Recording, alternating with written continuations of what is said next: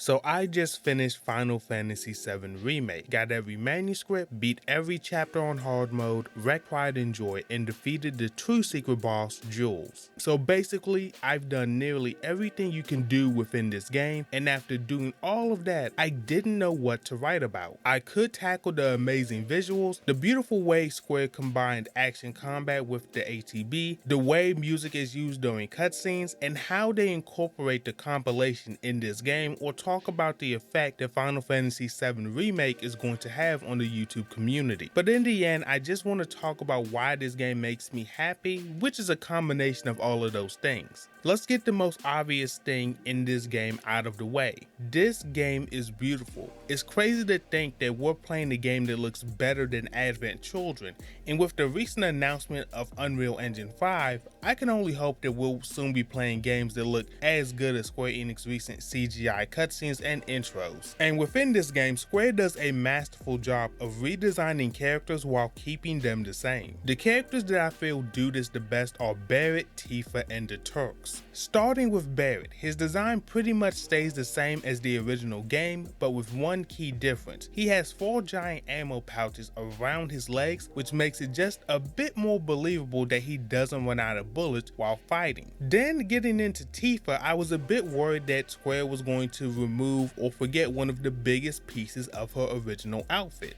her gauntlet. Tifa usually fights from a southpaw stance, which favors your left hand for damaging blows. Seeing as this aspect of her outfit was missing from Advent Children, I was a bit worried that Square was going to forget it, and before I get into the Turks, I know someone is going to type, "This guy is concerned over a gauntlet." Well, yes, I was, because in Advent Children, Barret got this, and Cloud got an even bigger Buster Sword that split into 7 smaller ones, and Tifa got these gloves, so yeah. Now getting into the Turks, they've changed their suit from blue to black and allowed them to wear completely different suits as long as they're within the dress code. With Reno being flamboyant, Rude being kinda stoic, and Sang being all about the company, wearing his suit with no deviations. It leads me to wonder about what would they do with Elena in part 2. Maybe give her an oversized suit to show that she's in over her head as the youngest and most inexperienced Turk that we see within Final Fantasy VII. These character designs are only enhanced by the world that they're set in. With backdrops like Sector 7, Wall Market, Hojo's Laboratory, and the top of Shinra Tower, they never feel out of place,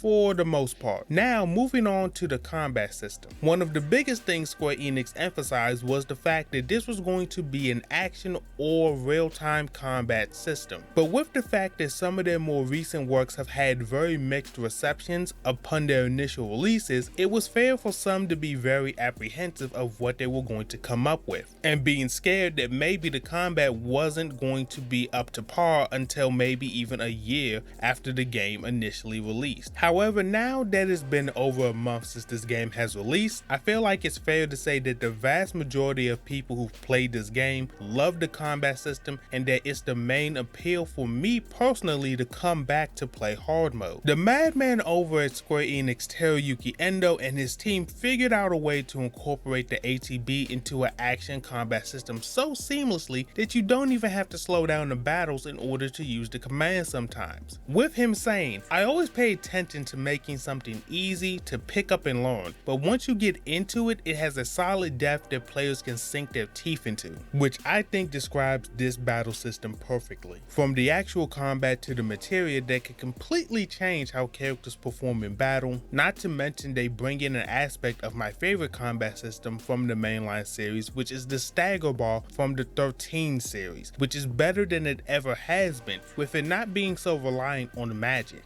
Being more focused on strategy with when, where, and how you hit your enemies with their weakness, as opposed to just spamming them with the same element. Also, there's plenty of room for an expansion of this system, with Final Fantasy VII Remake having a chance to become a celebration of various systems that they use throughout their games. Could you imagine that in part 2 we get something similar to the Gambit system from Final Fantasy XII, so we wouldn't have to switch characters so often and deal with mobs a lot quicker?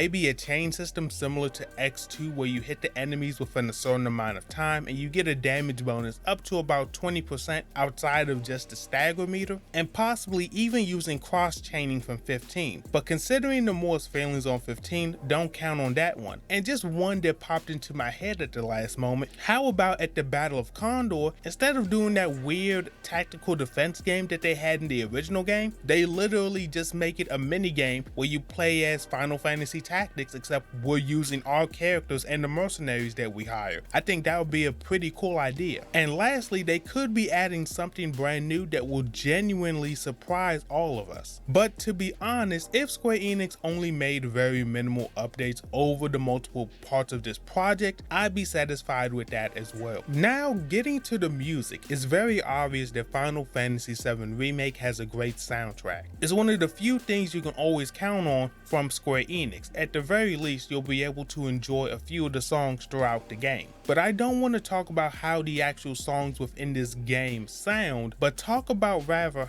how they are used. After getting through your first playthrough of Final Fantasy VII Remake and watching some of the videos, you come to realize that this game gives you very big hints throughout the game when music is playing in the backgrounds of certain cutscenes. For example, in the very beginning of the game, within the intro, we focus in on a worn down crow who looks like it's been on a long journey entering Midgar. And while the game focuses on this crow, the vocal track from One Winged Angel begins to play, signaling to the player that Sephiroth is already here, with the crow being the placeholder for Sephiroth as well. But as the intro continues, the vocals fade out as we see Aerith talking to the planet, just like in the original FF7. But there's one notable difference. Aerith looks down the alley as if she senses danger, or as if the planet is telling her to leave. And at the exact same moment she stares down the alley, One Winged Angel comes in once again. And there are many more examples of this throughout the game. A great video that made me realize this was Lose Behind Lux's video analyzing the ending, and the link to that video will be down below. Square Enix isn't lying when they say that they're trying to make these games to be the highest possible quality, and with this explanation we can see that this statement even applies to their directorial decisions. But I think that's to be expected when a game has multiple directors. Because of the flawless insertion of the Final Fantasy VII compilation within this game, starting with small references to Crisis Core, a Shinra guard mentions that he wanted Cloud to see Kunzel, who was Zack's informant back in Crisis Core, or Aerith mentioning that she misses the Steel Sky at the end of the game, which is a callback to this scene. Then in chapter 17, when the party encounters Sephiroth, Cloud clutches his arm in pain, and this is the very same arm that gets infected with geostigma 2 years into the future during the events of Advent Children. Also, a deep ground laboratory from Dirge of Cerberus is the main explorable area in chapter 13. Final Fantasy VII Remake isn't only a retelling and sequel to the original FF7, but a condensing of the extended compilation, pulling the best elements out of those subpar stories, like deep ground, geostigma, and Zack's characterization. And because of the mystery surrounding Zack's alternate timeline and where exactly this version of Sephiroth comes from, we have people in the year 2020 making Final Fantasy VII theory videos all over YouTube. I'm not saying that Final Fantasy VII Remake will gain a community like Kingdom Hearts on YouTube, but I do expect to see plenty of discussions, explanations, and every other type of video about the remake series, which I personally feel is going to be the best part of Final Fantasy VII Remake. These discussions and theories are going to grow over time. It's going to be amazing to see who gets what right, and seeing everyone surprised by the twist that none of us are coming in the upcoming games. I think by now you can tell that I love this game, and I hope that they can keep up the quality in future parts, because honestly, Remake is not going to be judged as separate games. They're going to be judged by the entirety of the project, and if these changes ended up being worth it, or will we end up saying that they just should have stuck to the original story. Either way, I'm going to enjoy the ride that we're on right now. Even if it ends up as a terrible disaster in hindsight, at least I don't see the disaster coming right now. So until next time, thank you for watching. Please leave a like on the video and subscribe for more videos like this one. And leave a comment down below about your favorite moment of Final Fantasy VII Remake Part 1. And until next time, it has been your boy Skipx, and I am out.